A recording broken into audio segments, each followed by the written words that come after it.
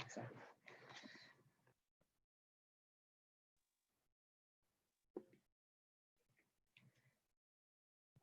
Buenas tardes, bienvenidos a esta segunda sesión de nuestro ciclo dirigido a directivos y coordinadores.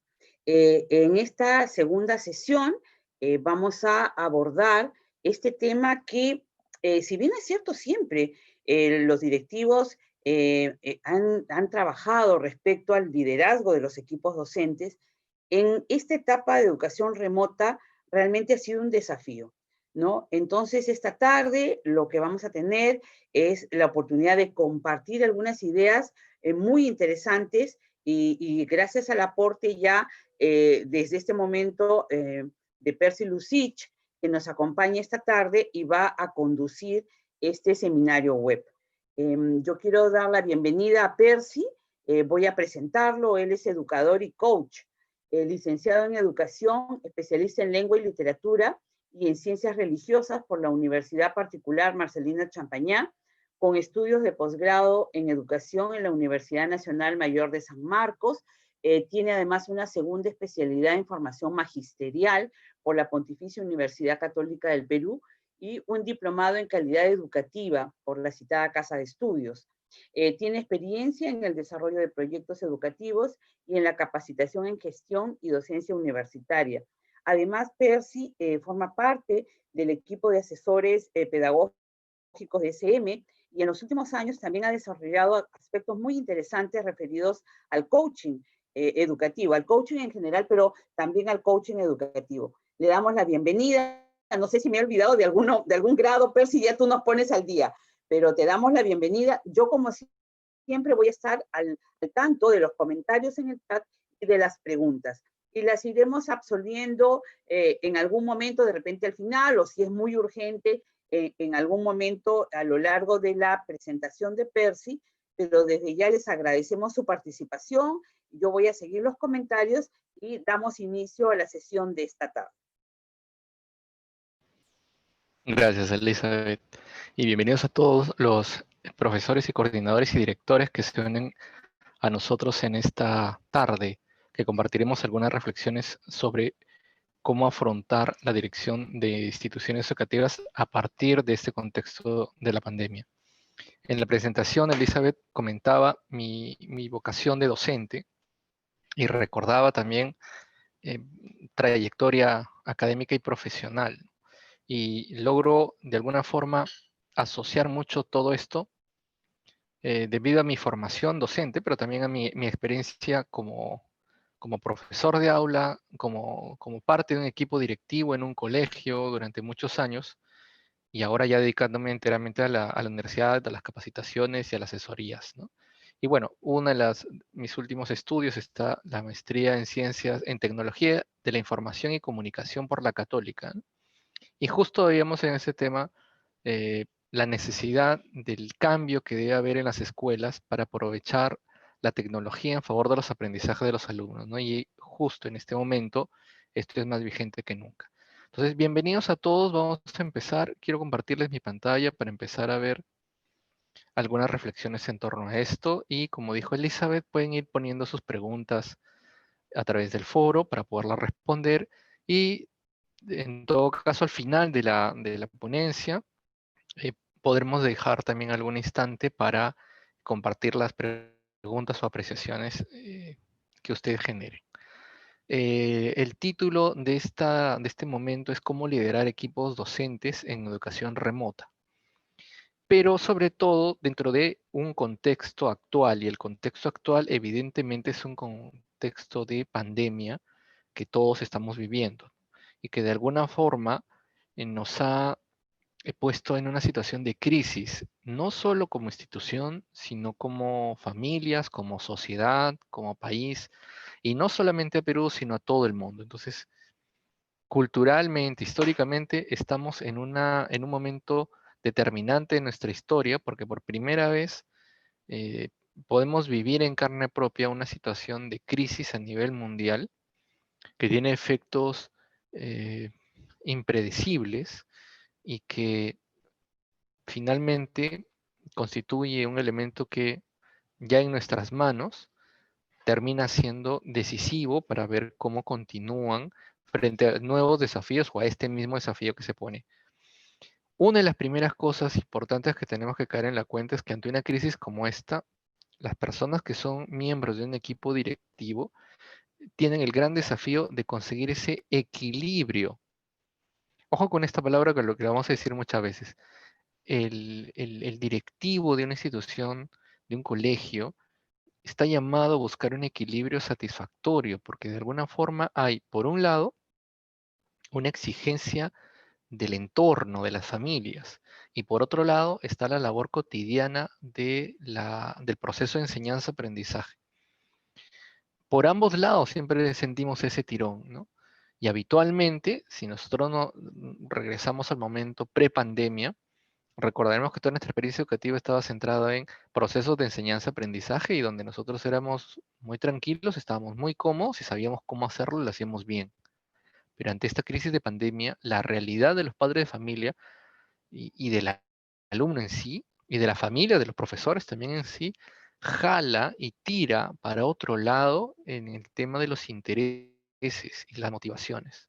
Entonces, ¿cómo hacer para que la balanza no se incline hacia eso y no necesariamente tampoco hacia el estudio, ¿no? Y esa búsqueda de equilibrio es precisamente la labor de un equipo directivo, de un equipo de docentes que están gestionando una institución educativa, porque se tienen que llevar adelante los procesos de aprendizaje también, pero también se tiene que considerar las circunstancias actuales que contamos en este momento de pandemia y de aislamiento social, ¿no? Entonces, vamos a ir viendo algunas reflexiones y aportes a este contexto actual, cayendo en la cuenta que nunca ha existido en la historia. O sea, no podemos, recién vamos a escribir los libros de esto, ¿no? Pero no hay un manual exacto de cómo trabajarlo. Y de alguna forma he estado revisando muchísima información actual. Todo lo que voy a decir ha sido desarrollado por profesores, expertos en Latinoamérica y el mundo, sobre todo en este momento de pandemia. Y han ido mostrando algunas experiencias exitosas y positivas, que es de alguna forma lo que iremos viendo poco a poco. Entonces, un primer punto que tenemos que tener en la cuenta es que hay demandas muy apremiantes en este sistema educativo en el que en este momento nos estamos moviendo. Este contexto de crisis está desafiando para que nosotros como docentes podamos encontrar un equilibrio satisfactorio. Justo en el intercambio que yo les hablaba hace un instante, ¿no? Porque la educación está dentro de un entorno social abierto y por lo tanto hay un entorno que exige cosas, pide cosas, pero que también recibe cosas. Entonces, fíjense cómo el equilibrio satisfactorio se va a dar si logramos armonizar los impulsos por el cambio, porque es inevitable que tenemos que hacer muchos cambios y la pandemia nos ha arrojado a ello.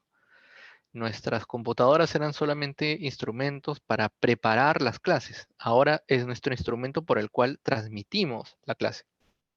Y al mismo tiempo es el instrumento donde vamos a empezar con los alumnos a generar aprendizajes y comunicarnos cotidianamente con ellos. Entonces, fíjense cómo los cambios siguen eh, jalando hacia nuevos y nuevos cambios, porque vienen más cambios y más situaciones y más entornos, pero por otro lado, también el deseo de conservar patrones y elementos propios de nuestro proceso, porque nunca dejamos de ser maestros y siempre está por nuestra cabeza la intención permanente de el proceso de enseñanza y aprendizaje. Entonces, dentro de esta demanda más apremiante, es importante caer en la cuenta que existen dilemas que en este momento muchos docentes como nosotros en esta tarde conversamos para encontrar respuestas coherentes y hacer frente, ¿no? Uno de estos, por ejemplo, es el objetivo del aprendizaje, o sea, caer en la cuenta de la razón de ser de nuestro trabajo y en el fondo, cuál es o para qué estamos realizando lo que hacemos. O las evaluaciones, que es un tema que permanentemente nos lleva a conversar y a plantearnos dilemas. El desarrollo profesional a nivel de docentes, que es algo altamente cambiante en este momento y proyectándose con habilidades en cuanto a la informática o las llamadas capacidades informativas. La contención emocional y construcción de un sentido de seguridad y agencia que es importantísimo empezar a manejar ahora más que nunca.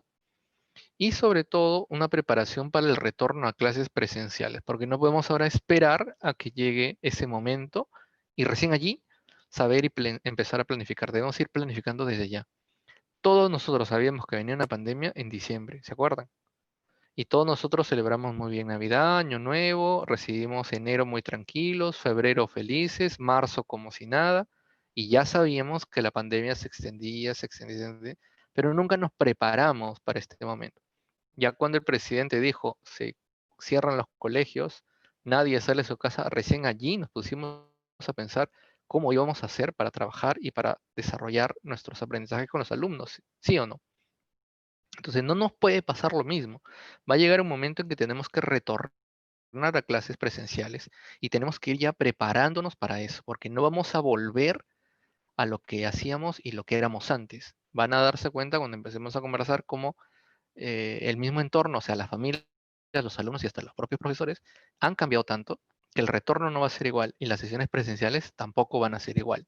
Entonces hay que ir conversando para encontrar respuestas coherentes a ese retorno que se dará cuando se tenga que dar. Entonces veamos cada uno de ellos. Cuando hablamos de objetivos de aprendizaje, significa que tenemos que ir reflexionando en este momento o con sus docentes cuál es el énfasis del trabajo, para qué estamos trabajando, a qué apuntamos.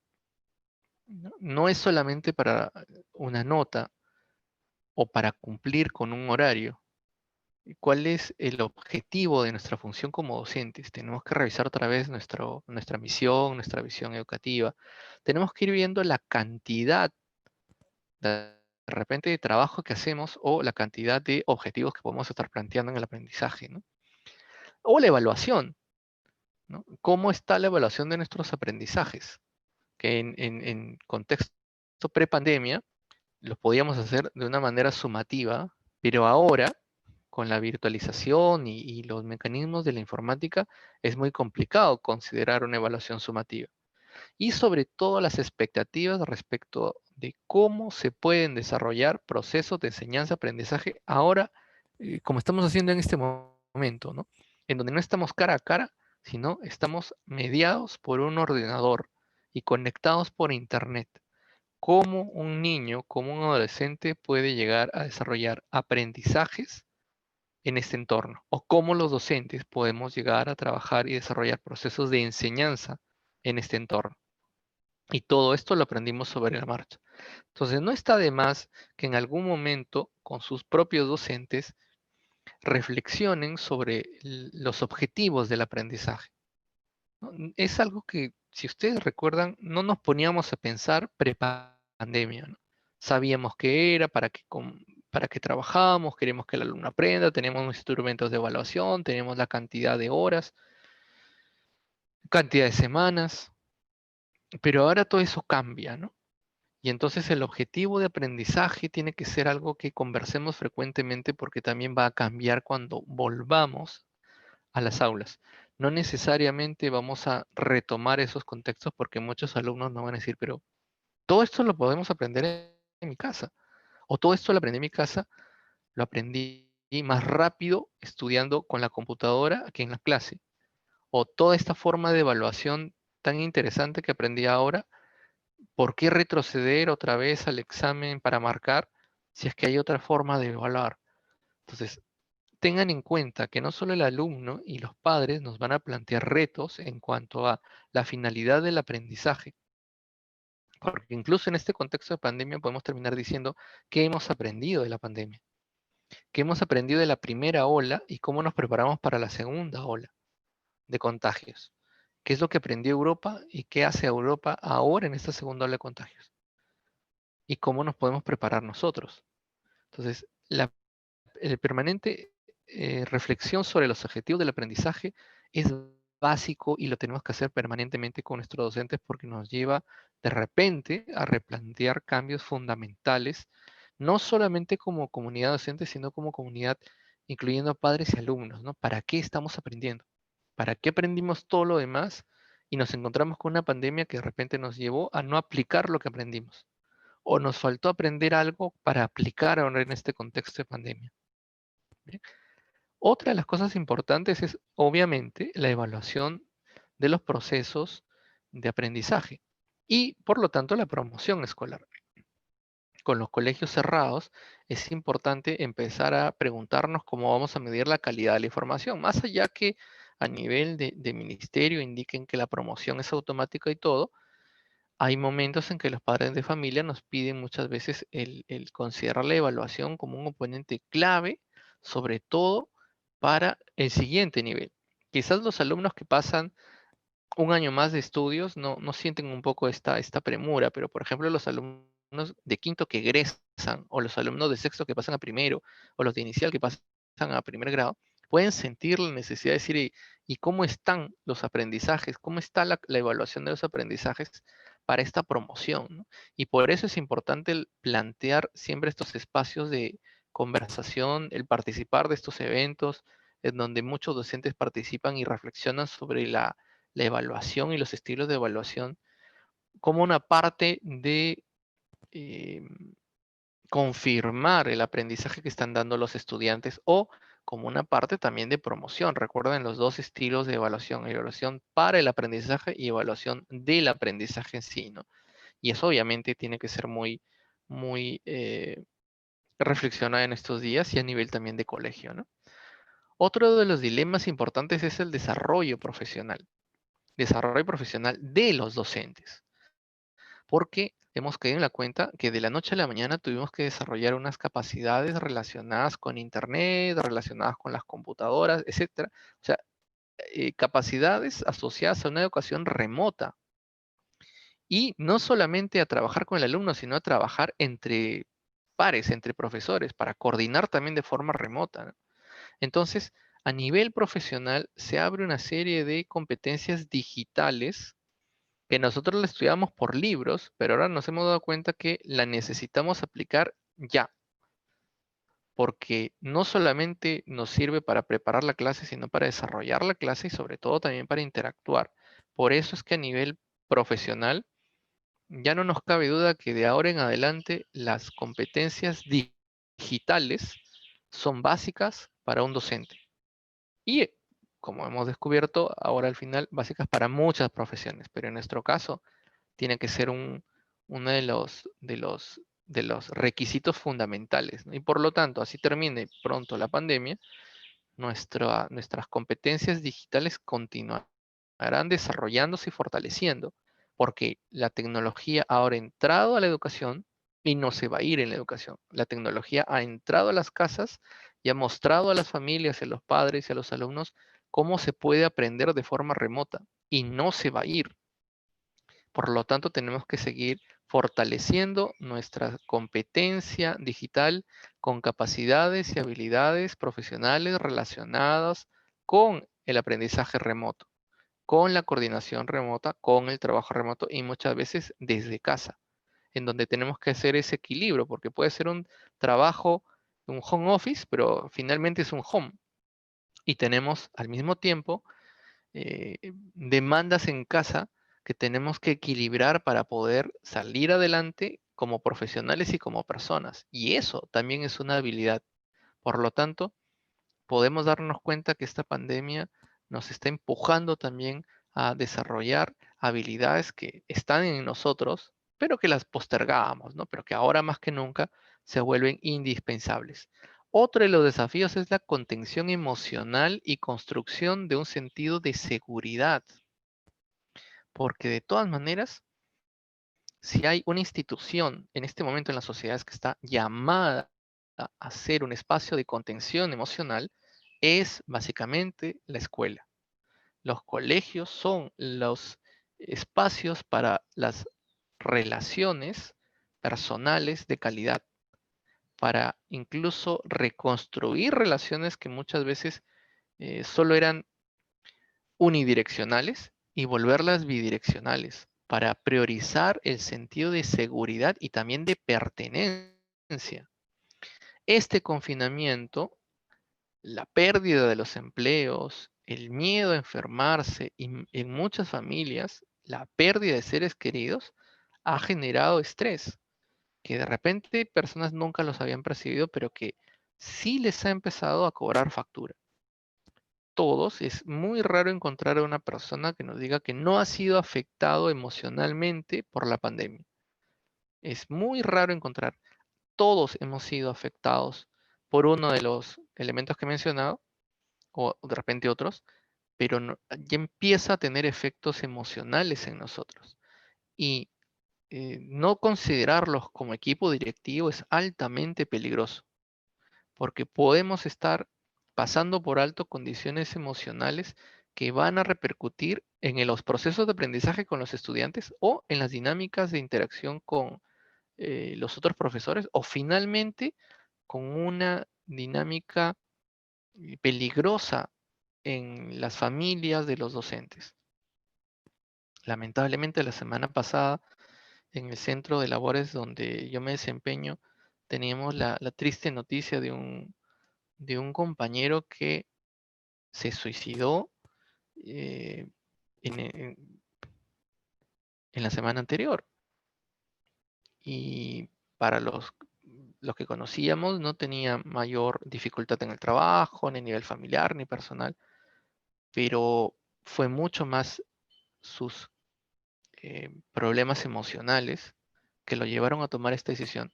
Y claro, aparentemente todo iba bien y se le podía preguntar, ¿y cómo estás? Y iba a decir, estoy bien. Pero descuidar esta contención emocional con nuestros profesores y los profesores con los alumnos también, o con los padres de familia, también puede ser peligroso, y por lo tanto tenemos que hacerlo para ahora y para futuro, porque el impacto de del estrés, el impacto en lo emocional, no se va a ir cuando se vaya la pandemia, todavía va a quedar por años en algunas personas.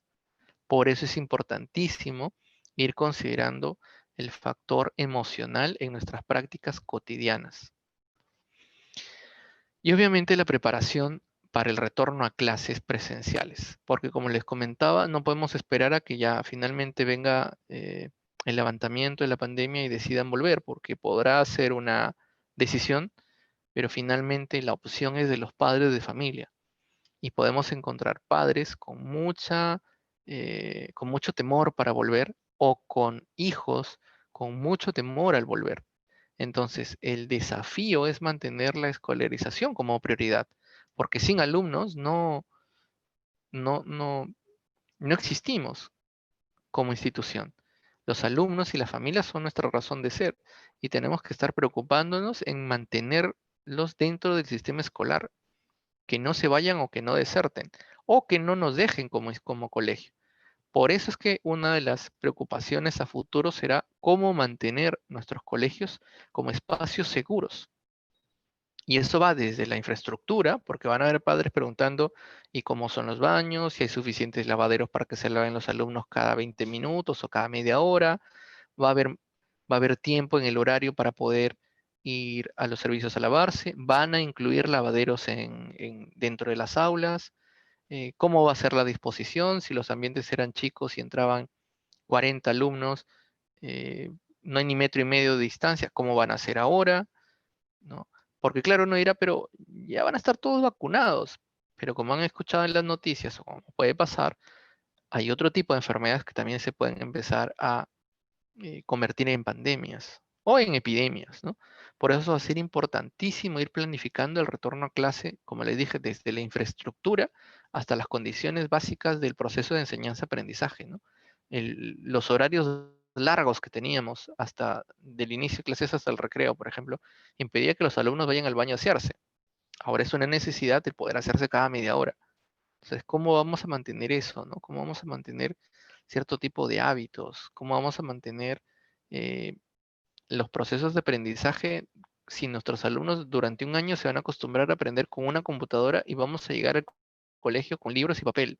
Y el alumno dirá, pero retrocedí, ¿dónde está la computadora? Pero puedo traer mi computadora, y si esto lo hacemos con computadora, ¿y por qué no lo hacemos con computadora? Ya, traigan sus computadoras. ¿Y el internet? ¿Por qué no usamos el internet? ¿Por qué el internet del colegio es tan lento? Y entonces van a haber muchos desafíos para poder mostrar a la comunidad de padres de familia que somos un colegio que puede estar a la altura de todos los requerimientos, no solo en cuanto a infraestructura, sino también a brindar seguridad a los estudiantes. Seguridad incluso de quiénes son los profesores que están al frente. Si están sanos, si están bien alimentados, si están cuidados, para qué cuidan mis hijos, y si los padres de familia de los otros hijos también son conscientes. Por eso les digo, no va a ser igual el volver. Muchas familias ya tienen otro chip en la cabeza, ¿no? De por qué tantos libros, y ahora ya aprendimos a estudiar sin libros, o por qué tanto horario, si ahora aprendimos a trabajar en otro tipo de bloques, o por qué tantos alumnos en un salón si tenemos otros. Entonces van a haber muchos desafíos que se empiezan a abrir y por eso es que debemos irlos ya preparando para que en su momento no nos sorprenda de una manera inmediata. Un segundo punto que me parece interesante comentar con ustedes es cómo desarrollar un liderazgo en una contingencia en tiempos de pandemia. Ninguno de los que estamos aquí presentes estaba preparado para una contingencia como esta, ¿no? Quizás alguien que tuvo experiencia en zonas de desastres naturales, ¿no? Inundaciones, huaicos, el fenómeno del Niño, etcétera. Era una contingencia para ese momento que incluso uno podía saber que había un plazo de término, ¿no? Pero ahora nadie estuvo preparado para esta contingencia. Y entonces un liderazgo de ese tipo requiere mantener simultáneamente, miren, una visión coherente a largo plazo. O sea, como equipo directivo tienen que tener una visión coherente a largo plazo, es decir, 3 años, 5 años. Queremos ser una institución que en este tiempo, a largo plazo, nos queremos posicionar de esta forma, queremos responder de esta manera, queremos ofrecer este servicio a los padres de familia. Pero también tiene que mantener simultáneamente los ojos en un conjunto de soluciones efectivas a corto plazo. Porque no pueden estar pensando todavía de aquí a 3 a 5 años si es que hay soluciones que hay que proponer en este tiempo de pandemia. Y además, atender los microprocesos, porque se empiezan a dar frecuentemente. Estoy seguro que en esta semana o la próxima hay que entregar libretas y entonces es un microproceso la entrega de libretas. Y hay que atender y solucionar algunos problemas que en el correr del tiempo se dan, ¿no? El sistema, la empresa de servicio eléctrico que corta o el cambio de línea en algún sector de la población hace que cambien. Son microprocesos de cómo hacemos en ese momento para salir adelante en alguna determinada situación, etcétera, ¿no? Cómo reemplazar a un profesor si lamentablemente no puede asistir o estar presente en sus clases virtuales, cómo poder tener un reemplazo, etcétera. Lleva a tener microprocesos que hay que ir viendo a corto plazo, pero también sin perder la visión a largo plazo. Y dentro de este liderazgo en contingencia, también es importante tener una planificación, pero como una respuesta coherente. Ojo con esto. La planificación de las acciones a desarrollar durante esta fase de educación remota genera respuestas más efectivas y mayor adhesión cuando se promueven estructuras y una cultura que posibilita la colaboración a través de redes internas y externas. Cuidado con acaparar decisiones, cuidado con acaparar trabajo, cuidado con acaparar liderazgo, porque se enferman las personas. No, yo puedo con todo. No es cierto, no puedes con todo. No existe Superman, ni Supermujer, ni Superniño, ni Super nada. No, no existen.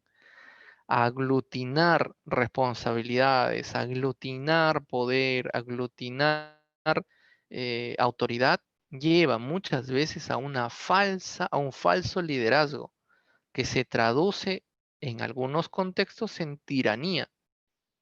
Y la forma de control es simplemente el pedir reportes y pedir papel y pedir papel. Bueno, ahora no papel, pero informe, archivo, pedir archivo, pedir archivo. Y tienes al profesor esclavizado todo el día haciendo informes y reportes cuando no se leen. No, pero es una forma de tenerlos controlados. Pero tú quieres tener colaboradores que desarrollen el proceso de enseñanza-aprendizaje a través de sugerencias, retos, procesos que se dan en contingencia o lo quieres hacer todo. No existe una forma de salir adelante en un proceso de educación a distancia si la cabeza trata de tener todo el poder y todo lo sabe y todo lo hace o todo pasa por él. No existe, no hay forma.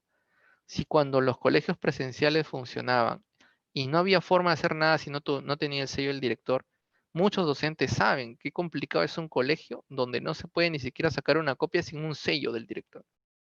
Y claro, tienes que ir por el sello, pero el director tiene muchas cosas por sellar, entonces hay cola para atender a las personas. Y entonces lo que tú querías para unas horas, por la cola y el trámite y la burocracia, se convierte en horas o días. Y entonces al final tenías que planificar con mucha anticipación, pero al final hay estructuras de mucha más agilidad que llevan a tener respuestas coherentes, inmediatas a lo que estamos viviendo hoy. Por lo tanto, hay que promover estructuras de colaboración entre los docentes, entre los equipos de docentes de la misma línea o del mismo nivel, pero va a ser importante trabajar en redes internas y en algunos casos redes externas. Aprovechen espacios como este, aprovechen de instituciones como la editorial SM que ofrece estas redes externas de docentes para ir trabajando con otros docentes o directivos, procesos que lleven a que la educación encuentre respuestas y no las tenga que hacer una sola persona, sino que haya equipos que puedan trabajar en conjunto y ya obtengan los mismos resultados. Por eso es básico involucrar a toda la comunidad educativa. Es vital crear esas oportunidades para que se participe en procesos de planificación. Está bien, hay decisiones que toman solo los directivos, pero en la planificación pueden participar todos. Entonces, si las reuniones pueden hacerse virtualmente, empezamos a descubrir que se dan. Pero también es importante que las reuniones tengan un inicio y tengan un término, o sea, que se sepa la hora, que se sepa la agenda para que sea efectiva la reunión y sea una reunión proactiva de proposiciones valiosas. Por lo tanto, es importante utilizar herramientas digitales tales como encuestas, comentarios en redes sociales o correos para empezar a tener esa interacción y recibir la propuesta que venga de docentes, de padres de familia, de equipos de alumnos y que puedan ser alternativas para trabajos mucho más eficaces y eficientes también. Otro rol importante es escuchar. Miren qué valioso. Las personas participan si se sienten que están siendo escuchadas efectivamente. Entonces, si bien la escucha era una característica fundamental de un líder, de un equipo directivo, ahora la escucha ha tenido que triplicarse porque no hay forma de poder demostrar realmente a las personas que los estoy escuchando si es que, por ejemplo, no comparto algunos resultados de encuesta, no respondo preguntas o comentarios en redes sociales o correos electrónicos. Porque claro, podríamos decir, yo escucho, pero como no tengo interacción, ¿cómo va a saber la otra persona que realmente me están escuchando?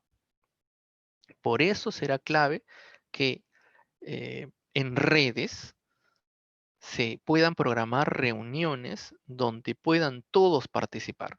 Es decir, no piense que debe ser el director con los 50, 60 o 120 profesores, porque allí el diálogo no va a ser tan fluido. Hay que pensar en redes, donde una persona se reúne con dos o con tres. De esa forma, los cuatro llegan a decir algo, a conversar algo. Los cuatro pueden intercambiar algunas ideas en 30 minutos, 40 minutos de reunión virtual. Y así todos hablan. Olvídense de las asambleas donde uno hablaba y por ahí que dos o tres que son siempre los que siempre hablan, opinan. No, ahora hay que hacer reuniones en redes en donde todos puedan decir algo y hablar, porque no solamente necesitamos momentos para que las personas nos propongan cosas, sino también para que las personas se desahoguen. Las personas, los profesores, los alumnos, los padres de familia necesitan desahogarse Y muchas veces nos ha pasado que luego de escucharlos terminamos diciendo, o nos dicen, yo sé que usted no puede hacer mucho, no puede hacer nada, pero al menos me escuchó y le agradezco mucho por haberme escuchado. Ya, ese es el objetivo. Por eso cuando al principio les decía, tenemos que replantear nuestros objetivos de aprendizaje, también tendrían que ser objetivos en cuanto a comunicación, en cuanto a relación interpersonal, para decir qué importancia tiene escuchar. Porque si una persona me pide hablar, y yo le digo, no, no, no, ahorita tenemos que hacer la clase, pero para esa persona era importante desahogarse porque emocionalmente está saturada, olvídate, por más que tú seas el mejor o la mejor profesora del mundo y tengas la herramienta número uno para aprender, esa persona no aprende porque emocionalmente está saturada, necesita desahogarse. Y por eso es importante escuchar. Por eso cuando hablaba de objetivos de aprendizaje, podríamos plantear incluso qué es más importante, los contenidos o aquellas capacidades y habilidades humanas, de interacción humana, donde los seres humanos primero aprendemos a expresar para desahogarnos. No estoy diciendo reclamar, no estoy diciendo aprender a reclamar y quejarnos, no, sino desahogar, contar lo que me pasa, nombrando mis emociones para que yo pueda sentirme bien también por fuera. Y del otro lado, una persona que pueda escuchar de una forma afectiva y buena, pero también sin cargarse de esos problemas, porque si no se termina también saturando. Los maestros, las maestras tienen que aprender a escuchar a sus alumnos y tienen que escuchar cosas tristes, porque en este contexto de pandemia casi todo lo que se puede contar es triste y entonces no pueden terminar saturándose también y entre los docentes también necesitan desahogarse. Entonces, ¿con quién se va a desahogar el docente? Con su familia, dirán, sí, pero su familia también está estresada. ¿Con quién se desahoga? Entonces, el colegio nuevamente es ese espacio formativo donde nos replanteamos también qué importante es el poder escuchar en el sentido de poder desahogarnos y transmitir al menos un momento de paz para esas personas o paz también para mí, que al final termino desahogándome, ¿no? Y esto me lleva también a un componente más en este liderazgo en el contexto de pandemia, a priorizar. Por eso es un propósito del proceso de participación y escucha, hacer una lista de acciones para ser consideradas. Sé que hay varias cosas que me van a proponer o va a haber, etcétera, pero tengo que empezar a priorizar algunas, o sea, las escucho todas, pero priorizo viendo la viabilidad de las alternativas para colocar un orden de importancia y descubrir, por ejemplo, en esa lista de alternativas, que se está insistiendo mucho en el tema de la salud, en el tema del bienestar, en el tema de lo emocional. Y entonces debería ser mi prioridad en este momento escolar que el de llenar o tener todos los contenidos que había programado el 2019 para este 2020. Es un tema de priorización importante y es básico y hasta que incluso ineludible empezar a priorizar, pero como equipo, no tomando la decisión una sola persona, sino como equipo. Y en esto, los docentes son los agentes primordiales, los agentes número uno, porque son capaces de crear soluciones, porque estamos más acostumbrados a poner en el centro de toda nuestra acción al aprendizaje y al desarrollo de los estudiantes. Por eso es que es valioso que puedan empoderar a los docentes y poder empoderar también con muestras de apoyo a sus iniciativas que puedan llevar a encontrar alternativas de solución a la coyuntura que estamos viviendo. Entonces, sí, es cierto que también los directivos y quienes tienen una coordinación son personas que tienen una posición para identificar recursos organizacionales y desarrollar algunos procesos, pero no olviden que los docentes pueden estar más tiempo con los alumnos y pueden sentir, percibir más alternativas, más innovación o más soluciones que desde otro punto de vista de quienes de repente no están tan vinculados en el día a día con los estudiantes o con sus familias. Entonces, aquí es clave instalar un procedimiento para monitorear y ajustar oportunamente. Pero me detengo porque podemos estar confundiendo la palabra monitorear con fiscalizar. No hay nada que pueda estresar más en este momento un profesor que un fiscalizador que está chequeando si entró, no entró, hizo, no hizo, dijo, no dijo, y llenarlos de más presión de la que en este momento pueden soportar y contener. Está bien que la planificación sea un elemento clave para cualquier proceso, pero no debe ser una camisa de fuerza. Se debe entender como abierta al ajuste dinámico del contexto. Podemos estar ahora tranquilos viendo cómo bajan los porcentajes de contagiados, los porcentajes de personas en hospitales, pero si, como está ocurriendo en Europa, viene un rebrote, toda la dinámica se va a desacomodar y van a haber otras implicancias en las familias y en las personas. Por lo tanto, no podemos estar aplicando un mismo contexto porque incluso dentro de una familia la dinámica puede cambiar si es que un familiar se enferma. Y eso es algo que tenemos que considerar también cuando la planificación es flexible. Por lo tanto, evitemos ser fiscalizadores de la labor de los docentes y empecemos a acompañar como o sea, es el monitorear para ajustar oportunamente algunas cosas que sean necesarias en función al proceso mismo, ¿no? Por eso paso ahora a comentarles la importancia de tener un liderazgo informado para la pandemia. Todos los docentes que tengan un cargo directivo deben basar sus fortalezas en la información. Básicamente en entender y contar con capacidades de respuesta a los impactos de la pandemia. Quizás ahora sabemos un poquito más de la pandemia porque ya vamos como 8 meses, ¿no? Pero ahora estamos descubriendo que empieza un proceso de rebrote, de segunda ola, y entonces ahora tenemos que aprender en este contexto de la segunda ola. Y entonces, fíjense lo que dice casi al final. Hay que enfatizar la seguridad física. Hay que enfatizar la seguridad psicológica. Y hay que enfatizar en la seguridad emocional, tanto para los docentes, que van a ser los que estén al frente de los alumnos, como para también aquellos alumnos que se ven afectados en estos contextos. ¿Se dan cuenta? ¿Qué es lo que más van a agradecer los padres de familia y los alumnos en este momento? Que un profesor repitió y insistió mucho en los contenidos y en evaluar los contenidos, o en que estuvo a su lado en los momentos emocionales, familiares o psicológicos en que más los necesitó. ¿Qué creen que van a agradecer más los padres de familia?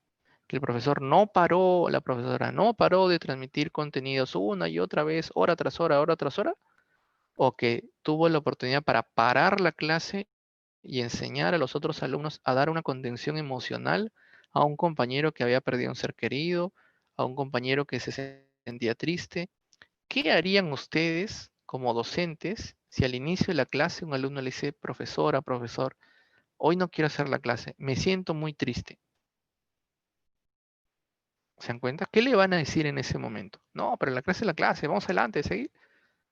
Fíjate que en ese momento tu labor, tu vocación de maestro o de maestra significa parar la clase y empezar a atender a ese alumno que te acaba de decir eso. Porque uno de los retos del liderazgo informado para la pandemia es enfatizar en esa seguridad física y al mismo tiempo también poder caer en la cuenta que lo mismo nos puede pasar con los docentes. Tenemos que enfatizar la seguridad física, psicológica y emocional de los docentes. ¿Cuándo fue la última vez que le preguntaste a tus docentes cómo estaban físicamente? O sea, cómo estaba su salud, cómo se sentían a nivel de sus emociones, si tenían alguna necesidad o cuando hablaron de esas cosas, ¿no? Entonces, es vital ponerlos como prioridad y que el profesor también lo sienta, ¿no? Por eso es que hay que ser muy considerados en el tema de la carga laboral, en el tema de la cantidad de reuniones, en la cantidad de documentos a entregar. Porque repito, lamentablemente hay un liderazgo en algunas personas que creen que el pedir reportes y hacer que la persona reporte es una forma de controlarlo, y controlarlo es liderarlo, y no, es todo lo contrario. El liderazgo implica un marco de trabajo basado en fortalezas de las personas y de las comunidades, no del reporte. Es poner a la persona en el centro y apoyarla y atenderla. Porque si el profesor o profesora se siente apoyado y atendido, no lo dudes que va a hacer todo lo posible para apoyar y atender a los alumnos. Y ese puede ser el principal reto de la educación en nuestros días, ¿no? Por eso, fíjese que es importantísimo a nivel de institución entregar seguridad, y una seguridad que incluso tiene que ser manifestada verbalmente o por escrito. El directivo debe ser una persona que continuamente esté alentando a las personas. Tiene que ser el principal responsable de manifestar y dar seguridad a las personas. A pesar de que sintamos que no lo hay, pero ni modo, es tu puesto, es tu responsabilidad, es tu rol de directivo, y por lo tanto tienes que entregar seguridad, tienes que generar confianza y transparencia. Fíjese ese gran reto. No, no me siento capaz. Tienes que hacerlo, tienes que generar confianza, transparencia. Tienes que ser capaz de apoyar a los otros docentes. Tienes que ser capaz de permitir que haya colaboración y mutualidad. Y sobre todo, tienes que ser capaz de autocuidarte. Si vas a asumir cuidarlos a todos, también asume cuidarte a ti mismo. Lo mismo sucede a nivel de los docentes. Si consideramos que el docente es el que va a apoyar a la comunidad educativa, entonces el docente todo el tiempo tiene que entregar seguridad.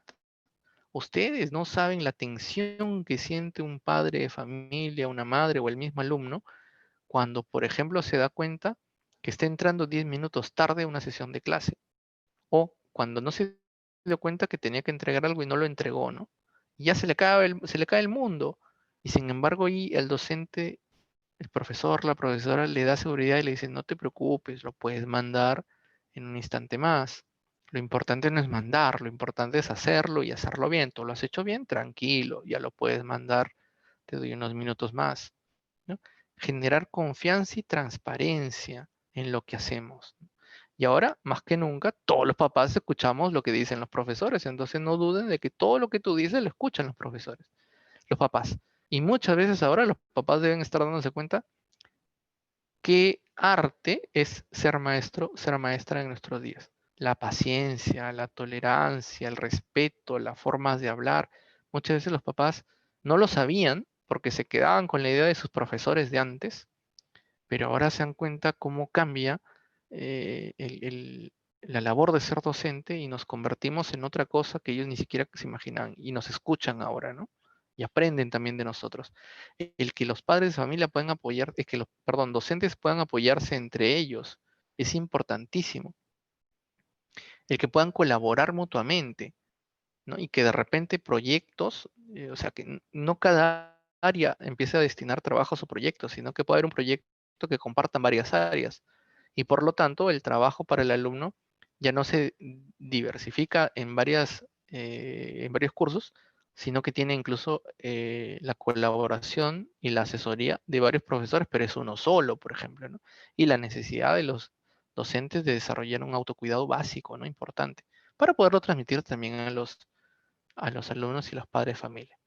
Entonces, este plan de trabajo en este contexto puede incluir diversos niveles de acción. A nivel organizacional, es importantísimo, claro, planificar un flujo de acciones y responsables para identificar las razones. Por ejemplo, si es que en un momento el alumno empieza a faltar a las clases, o la familia empieza ya a mencionar que el próximo año van a cambiar de institución, etcétera. Entonces, hay que ir ya creando un flujo de acciones y responsables para hacer seguimiento a este tipo de alumnos que podríamos llamar en riesgo, porque no están respondiendo adecuadamente, porque no están haciendo bien las labores, o porque ya empiezan a manifestar que no están a gusto, que no están cómodos, o porque las familias ya nos empiezan a decir que el próximo año van a cambiar de institución. Entonces hay que empezar a contactarlos y tener un establecimiento de acciones para detectar esos alumnos y poder tomar un control y poder ver qué hacer con ellos, porque los necesitamos como institución y el próximo año no podemos estar tranquilos de pensar que tendremos la misma cantidad de alumnos. Es probable que bajemos. Todos los colegios han perdido alumnos y para el próximo año es probable que también. Y sin alumnos no somos institución, por lo tanto, ¿cómo hacer para que el alumno se mantenga? Por eso, a nivel comunicacional, es importante crear protocolos y responsables para contactar a estudiantes y familias con llamadas telefónicas, redes sociales, correos. No tanto visitas a hogares, pero de repente sí videollamadas para conocer un poco su situación y, si se permite, el apoyo social. No saben lo gratificante que son para algunas familias, sobre todo los colegios que pueden tener este carisma católico, las tardes o noches donde se organizan reuniones de oración, ¿no? Encuentros de oración y se piden unos por otros, rezan unos por otros.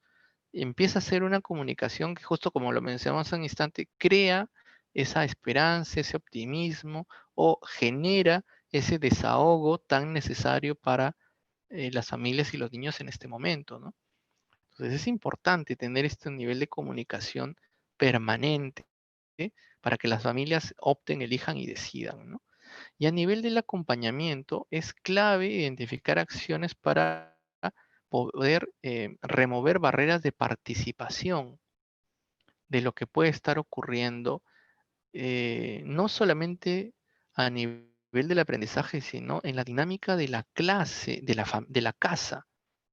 Detectar problemas y contener problemas emocionales en los alumnos, no generados necesariamente por la pandemia, sino de repente por la interacción en casa. Y eso afecta al aprendizaje. Y si afecta al aprendizaje, nos afecta a nosotros. Entonces, ¿cómo poder tener algunos apoyos en donde consigamos que los alumnos puedan conversar? Claro, por eso es que no es lo más recomendable tener reuniones masivas con alumnos, ¿no? Sino generar algunos encuentros.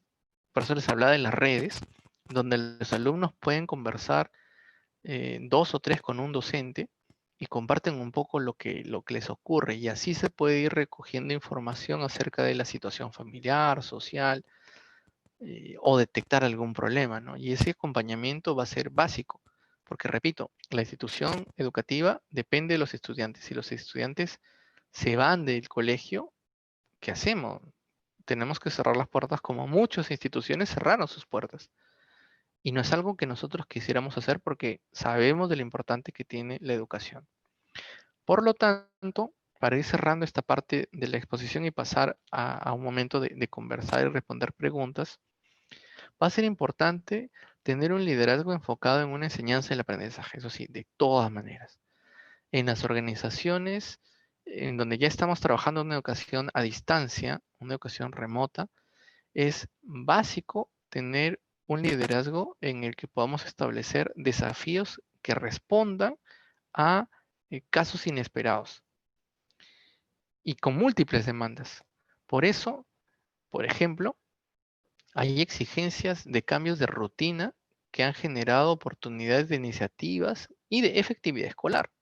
Las clases de educación física, las clases de música, han sido recursos, por ejemplo, en las que hemos tenido que improvisar situaciones de clase para seguir dando ese servicio y ese soporte de dichos cursos, pero en ese contexto también de cambio, en donde el alumno no ve al profesor y el profesor no ve al alumno, pero puede generar espacios de rutina. Entonces, no es que ya esté dado todo, van a darse nuevas formas también de trabajar que requieren responsabilidad individual y colectiva, y por eso es básico crear una visión compartida con los docentes, que los docentes sientan que probablemente en su curso se puede generar algunas alternativas de aprendizaje que quizás se salen de lo planificado, se salen de una expectativa a nivel del logro esperado, pero sí constituye un aprendizaje trascendente. y que bien justificado y sustentado podría brindar y darse a nivel de institución educativa. Entonces, si nos ponemos a pensar ya cómo reaccionar después de la contingencia, o sea, si ya empezamos a mostrar algunas claves de cómo poder responder a ese retorno al colegio, a la presencialidad, va a ser fundamental de recordar que el énfasis va a estar siempre en el protagonismo del estudiante, ¿no? No en el docente. Y el estudiante ahora viene con una herramienta bajo el brazo. ¿Cuál? La digital. Porque ya descubrió cómo se aprende con la computadora. Y esa nueva oportunidad, esa nueva experiencia, la va a poder, la va a exigir en la institución educativa. Y allí es donde nosotros tenemos que cambiar la visión que teníamos de prohibir la tecnología en la escuela, sino de aceptarla, siempre y cuando esté vinculada con el autoaprendizaje o la autorregulación. Entonces esas son palabras clave que debemos ir ya viendo y preparando.